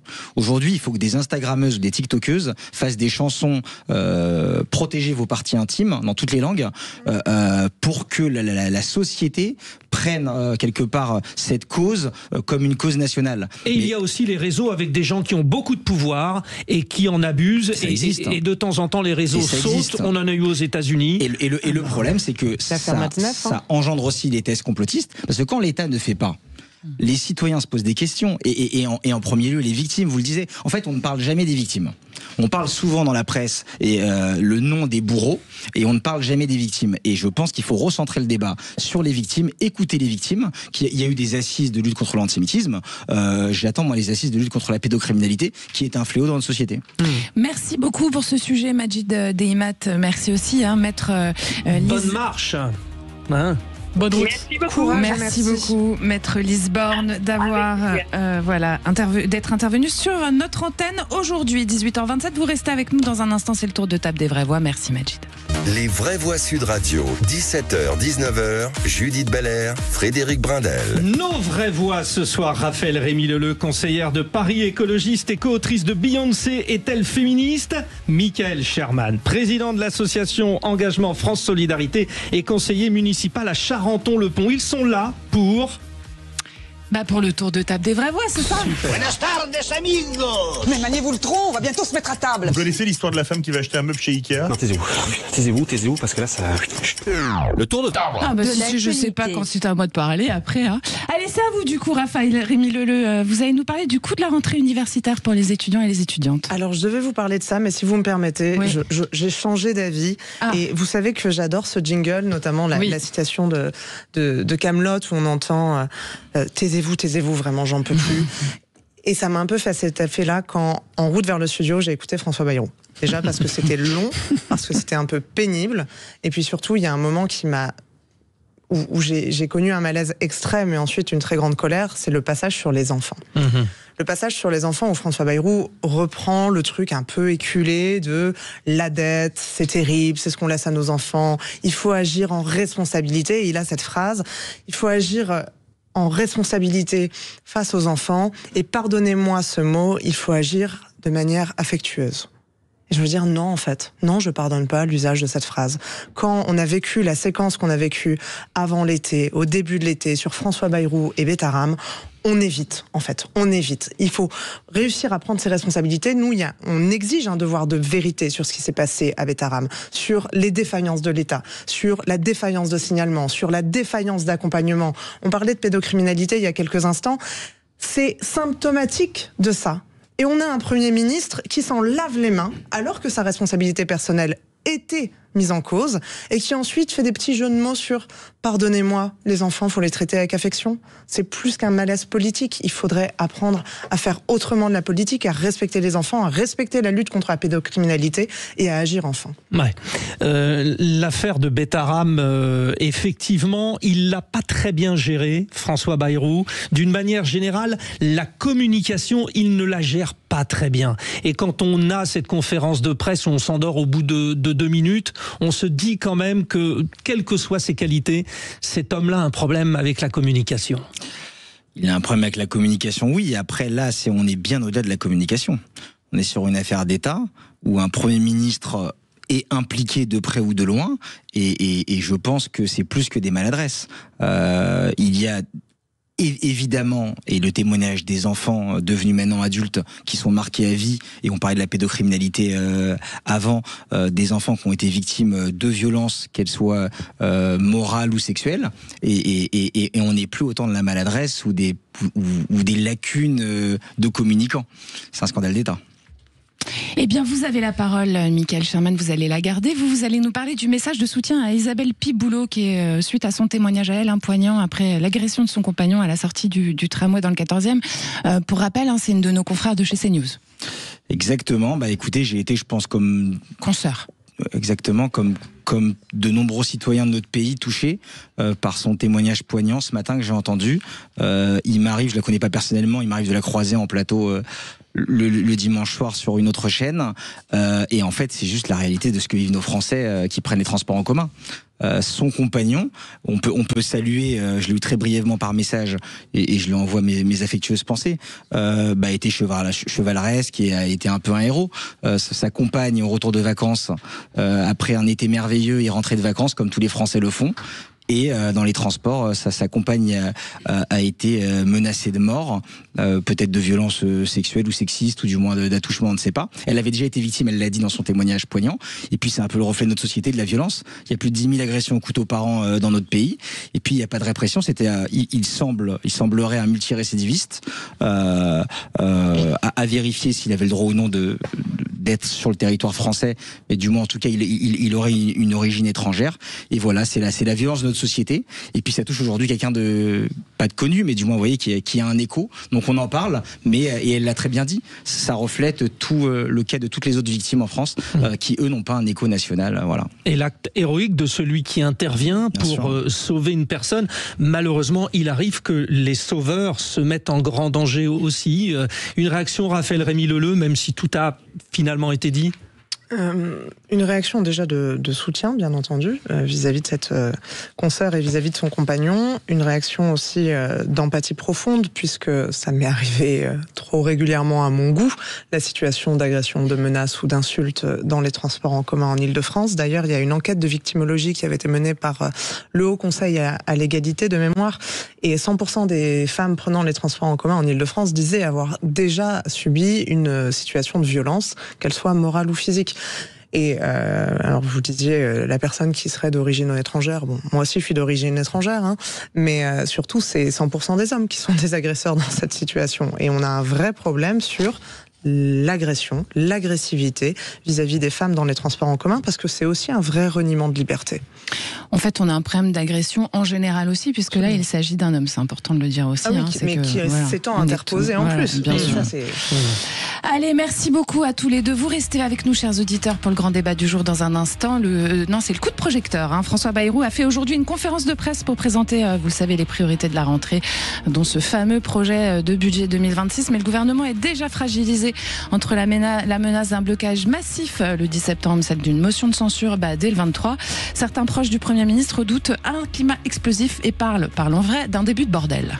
Pourquoi une telle conférence de presse de rentrée ? Eh bien, François Bayrou a voulu clarifier la situation de la France avant de proposer un vote de confiance de son gouvernement à l'Assemblée le 8 septembre prochain. La France serait à l'arrêt le 10 septembre, ou encore une motion de censure à l'Assemblée nationale était prévue dès octobre. Il a donc anticipé. Son tableau tracé de la France est cataclysmique. Alors posons-nous la question, et nous vous la posons sur le compte X de Sud Radio. Comme le dit François Bayrou, la France est-elle en danger ? Et pour en parler, nous sommes avec Andrea Cotarac, qui est porte-parole du Rassemblement national. Bonsoir Andrea. Bonsoir. Bonsoir. Alors Andrea, question, parlons vrai sur Sud Radio. Comme le disent certains proches du Premier ministre, est-ce que c'est le début du bordel ? Si le bordel, c'est la fin du macronisme, alors pour nous, c'est plutôt un espoir et un nouveau souffle pour l'avenir du pays. Eh bien, merci pour cette réponse. Vous restez avec nous, Andrea Cotarac, et puis avec nos vraies voix. Et puis vous, les auditeurs, vous pouvez appeler au 0826 300 300 pour donner votre avis. Dans un instant, c'est le coup de projecteur des vraies voix. Il est 18h38. À tout de suite. Sud Radio, les vraies voix Sud Radio. 17h, 19h, Judith Belair, Frédéric Brindel. Et le retour de nos vraies voix, Frédéric Brindel. Raphaël Rémy-Leleu est avec nous, Mickaël Sherman, ils sont prêts pour le fameux coup de projecteur. C'est parti pour le coup de projecteur. Les vraies voix Sud Radio, le coup de projecteur des vraies voix. Cet été, le rêve de l'Europe qui compte dans le monde s'est évanoui. Ce sont les mots de François Bayrou lors de sa conférence de presse aujourd'hui pour évoquer la position de la France en Europe, mais évidemment sa position aussi sociale, politique, intérieure au pays, sans oublier le projet de budget 2026 qui est en difficulté, comme nous le savons. Souveraineté, indépendance, éducation et j'en passe, les sujets sont vastes et la prise de parole inquiétante. Motion de censure, mouvement social annoncé pour le 10 septembre, sans oublier menace d'un vote de censure dès le 23. L'exécutif est très fragilisé. Face à cette double offensive sociale et politique, il joue une partie décisive. Mais y aura-t-il un gagnant ? Là est la question. Le 8 septembre, donc, il y aura le 49-1, celui qui met le vote de confiance à l'Assemblée nationale du gouvernement. Toutes les heures, la France écope de 12 millions d'euros de dettes supplémentaires, engluées dans la déferlante de notre déficit toujours plus délirant. François Bayrou nous a tracé un tableau d'une noirceur glaçante. Au secours, il faut dépenser moins et produire plus. Nous vous posons la question, et c'est très intéressant. Sur le compte X de Sud Radio, comme le dit François Bayrou, la France est-elle en danger ? Vous dites oui, mais à 57%, non à 43%, comme s'il y avait une volonté de relativiser la noirceur du Premier ministre. Et nous sommes avec Andrea Cotarac, porte-parole du RN. Andrea, rebonsoir. Juste avant la coupure, vous avez commencé à nous expliquer que finalement, pour rappel, certains proches du Premier ministre disent que c'est le début du bordel, parlons vrai. Et pour vous, finalement, c'est le début du bordel, c'est la fin du gouvernement Bayrou. C'est une bonne nouvelle, c'est ça que vous nous disiez. Mais écoutez, c'est assez étonnant parce qu'en fait, M. Bayrou nous a fait une conférence de presse pour nous dire il faut répondre à la question la France a-t-elle un déficit astronomique, une dette qui est lourde ou pas ? Bon, je pense que toutes les forces politiques françaises sont au courant. La question, c'est de savoir comment on y parvient. Et là, il ne répond rien. Ou en tout cas, quelques idées, on s'en doute, sur les jours fériés, sur tas d'autres choses. Mais le vote de confiance, c'est faire confiance aux macronistes. Au Rassemblement national, on ne fait pas de chèque en blanc. Voilà des gens qui sont là depuis 2017, qui ont creusé la dette de plus de 1300 milliards d'euros et qui vont encore demander aux Français des efforts, aux entreprises, aux ouvriers, sur un tas d'autres sujets, qui leur proposent même de travailler gratuitement durant 2 jours. On ne peut pas continuer comme ça. Nous, on veut des réformes structurelles. Andrea Cotarac, écoutons ce moment qui est le moment, on va dire, un peu clé de la conférence de presse où le Premier ministre donne rendez-vous pour une consultation exceptionnelle aux députés le 8 septembre. Cette discussion, elle ne peut venir qu'après. Se recentrer sur la question essentielle, voilà la clarification. Et cette clarification, pour moi, elle est urgente. Et il y a un lieu pour cette clarification, une institution, c'est le Parlement. Dans un débat ordonné, suivi d'un vote, et non pas dans le désordre des affrontements de rue et des injures. C'est la raison pour laquelle j'ai demandé au président de la République, qu'il a accepté, de convoquer le Parlement en session extraordinaire le lundi 8 septembre, dans 15 jours. J'engagerai ce jour-là la responsabilité du gouvernement. Cette déclaration de politique générale aura pour objet savoir s'il y a bien gravité du danger pour la nation, s'il y a urgence ou pas, et choisir la route qui permettra d'échapper à cette malédiction en retrouvant la maîtrise de nos finances, donc en choisissant de réduire nos déficits et en produisant plus. Voilà, le Premier ministre tout à l'heure, lors de sa conférence de presse, rendez-vous le 8 septembre. Que diront les écologistes, Raphaël Rémy-Leleu ? Nous voterons contre la confiance à ce gouvernement, de manière très très claire. C'est quand même savoureux de voir que ça y est, la Macronie se découvre parlementariste. Et puis la mauvaise foi et la malhonnêteté intellectuelle de François Bayrou sont pour moi assez choquantes, puisqu'il dit, est-ce que les gens vont se prononcer sur la gravité de la situation, mais comme s'il n'y avait qu'une seule solution, celle qu'il propose. Et nous pensons qu'il y a d'autres solutions possibles et que cette manière d'enfermer le débat n'est pas acceptable et que de toute façon, la manière dont François Bayrou a conduit les affaires n'est pas acceptable. Alors, Michael Sherman, il y a quand même le 10 septembre, ce gros mouvement On bloque tout qui arrive. Il y a effectivement les Verts qui disent qu'ils vont se prononcer contre ce vote de confiance. Il y a Jordan Bardella aussi, je vais le citer, qui dit que jamais le RN ne votera la confiance à un gouvernement dont les choix font souffrir le peuple français. Vous dites quoi ? Moi, je pense que ce gouvernement sans cap et sans vision, à la fin, si on pose et on demande l'avis aux Français, je pense que les Français ne veulent pas signer un chèque en blanc dans un gouvernement qui ne fait qu'improviser. François Bayrou, le Premier ministre, rêve d'Europe, mais il ne fait plus rêver les Français. Et aujourd'hui, le problème des Français, c'est qu'ils n'espèrent plus. Et la notion d'espérance dans notre pays, qui était si chère dans notre pays, aujourd'hui n'existe plus. S'il y a ces mobilisations, le gouvernement a toujours utilisé la peur au premier mandat en caricaturant les gilets jaunes. Le président de la République parlait quand même de minorité bruyante. Combien de semaines les commerçants, pas seulement à Paris, mais sur tous les ronds-points de France, où les commerces ont été quelque part détruits, abîmés, où des travailleurs ont fait grève, se sont privés de salaire, et pas seulement les syndicats. Il y a des personnes qui se sont privées de salaire pour manifester parce qu'ils n'en pouvaient plus. Les manifestations qui vont arriver le 10 septembre, c'est pas seulement des complotistes et des gilets jaunes qu'on a voulu caricaturer. C'est des gens qui aujourd'hui vont se priver de vacances, qui se lèvent tous les matins pour travailler et qui aujourd'hui n'arrivent plus à remplir leur frigo. C'est ça le problème. Bon, alors n'hésitez pas, vous les auditeurs de Sud Radio, 0826 300 300, dites-nous ce que vous en pensez. Est-ce que finalement le Premier ministre noircit le terrain? Judith Belair le rappelait, Jordan Bardella a dit non, Marine Le Pen souhaite une dissolution et confirme que le RN votera contre la confiance. Andrea Cotarac, ça y est, c'est le moment. C'est le moment, si vous voulez, ça fait quand même un certain temps qu'on explique que les macronistes font fausse route. Ça fait un certain temps qu'on explique que ce bilan budgétaire, social, économique est aussi la conséquence, non pas que du macronisme, mais aussi des gouvernements PS, Europe Écologie Les Verts sous François Hollande, mais aussi des gouvernements de l'UMP. On demande au Rassemblement National, signez un chèque en blanc, laissez-nous faire pour réparer nos erreurs. C'est non. Nous, on n'est pas comptable de tout ça, et nous, on a proposé un contre-budget. On sait très bien quand un parti, le seul parti, le plus grand parti de France, le premier Assemblée nationale, propose un contre-budget, c'est qu'on est parfaitement conscience de la situation budgétaire absolument catastrophique. Mais voyez ce gouvernement, son gros problème, ce pourquoi on ne lui fait pas confiance, c'est qu'il nous explique que la situation budgétaire est catastrophique, et dans le même temps propose de baisser l'augmentation de la France à l'Union européenne, c'est-à-dire de continuer d'augmenter notre contribution à l'Union européenne. C'est un gouvernement qui parle de production, mais qui applaudit Mme von der Leyen, qui n'a même pas engagé un rapport de force avec Donald Trump. Voilà un gouvernement qui va demander aux travailleurs, aux ouvriers, aux employés de cotiser pour avoir un système social d'ailleurs que l'on défend, mais sans s'attaquer aux fraudes sociales, 30 milliards d'euros selon la Cour des comptes, plus de 100 milliards pour la fraude fiscale. Donc que ce gouvernement s'attaque au fort et cesse de faire souffrir les Français. Michael Sherman, il faut en parler et en reparler. Il y a cette année blanche fiscale qui est proposée par le Premier ministre aussi, avec un gel de certaines prestations sociales.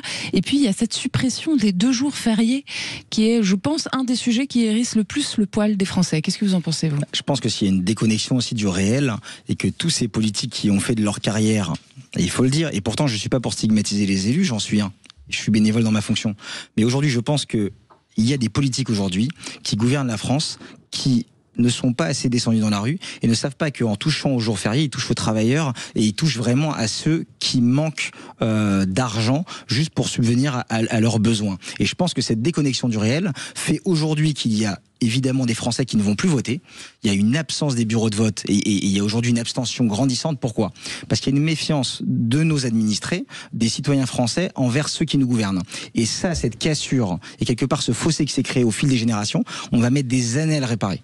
Et donc sur le fait avéré que vous revenez, pour moi, c'est s'attaquer aux Français, mais aux travailleurs et à ceux qui font vivre le pays. Bon, Raphaël Rémy-Leleu, il y aura le 8 septembre. Et alors si on comprend bien ce que le Premier ministre a voulu dire, c'est-à-dire que le temps de la clarification, c'est maintenant jusqu'au 8 septembre, où il offre la possibilité de discuter. Est-ce que c'est encore une situation sauvable? Sauvable pour qui? Le gouvernement. Pour le gouvernement, l'État, non, je ne crois pas. Mais parce que le gouvernement, et j'étais d'accord avec votre propos, le gouvernement est totalement déconnecté. Et le cas des jours fériés, c'est un peu ce qu'on a agité parmi tout le paquet de mesures proposées, parce que c'est terriblement choquant vis-à-vis du rapport au travail, vis-à-vis du rapport au repos, au besoin d'avoir du temps pour se retrouver en famille ou avec ses proches, même vis-à-vis de la victoire contre le fascisme durant la Seconde Guerre mondiale. Enfin, rien n'allait dans cette histoire. Mais de manière générale, rien ne va dans la politique de François Bayrou. Quand on voit les gens qui ont galéré tout l'été pour réussir à partir en vacances, pour réussir à accéder aux soins, et que François Bayrou met dos à dos, finalement, les politiques et les discours racistes d'un côté et les politiques et les discours qui demandent un peu plus de justice fiscale de l'autre, sont plus des œillères à ce niveau-là, ce sont des angles morts qui sont dangereux pour le pays. Donc je pense et j'espère que ce gouvernement va tomber le 8 septembre.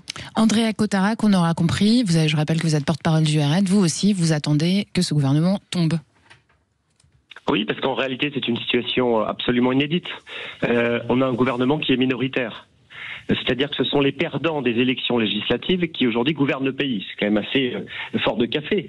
Mais si on est dans cette situation aussi, c'est aussi parce qu'il y a eu ce front prétendument républicain dont l'extrême gauche a fait partie. Je rappelle quand même que c'est la France insoumise qui a réélu Madame Borne, Monsieur Darmanin et toutes ces personnes qui aujourd'hui nous gouvernent. Par conséquent, ce que j'espère moi, c'est un nouveau souffle, c'est faire en sorte qu'on prenne à bras le corps les problèmes du pays. S'attaquer à l'Union européenne, s'attaquer au problème de l'immigration qu'on chiffre à 11 milliards d'euros d'argent public, s'attaquer aux transactions financières, augmenter les transactions financières, c'est-à-dire taxer un peu les plus puissants de ce pays qu'il faut mettre aussi à contribution, s'attaquer, si vous voulez, aux forts. Aujourd'hui, le gouvernement s'attaque aux faibles. D'accord, mais ça veut dire que vous, le Rassemblement National, vous êtes prêts, les Français gratuitement. Vous êtes prêts à arriver à Matignon, malgré l'impossibilité pour Marine Le Pen, vous êtes prêts à prendre la place à Matignon, le Rassemblement National. Les législatives surtout. Bien sûr, s'ils ne sont pas capables de gouverner, bien sûr que nous serions capables, avec Jordan Bardella à Matignon, et demain, nous l'espérons, si la démocratie est encore respectée dans ce pays, Marine Le Pen à l'Élysée. Parce qu'on considère qu'il faut un choix de rupture maintenant avec ceux qui nous ont gouvernés depuis maintenant plusieurs décennies, et c'est-à-dire tout le monde sauf nous. Merci beaucoup Andrea Cotarac. On rappelle que vous êtes porte-parole du RN. Et puis aujourd'hui, nous étions avec Raphaël Rémy-Leleu. Vous êtes conseillère de Paris Écologiste. Et puis je conseille votre livre, Beyoncé est-elle féministe? Nous étions également avec Michael Sherman. Vous êtes président de l'association Engagement France Solidarité, conseiller municipal à Charenton-le-Pont. Merci beaucoup. À vous, à bientôt.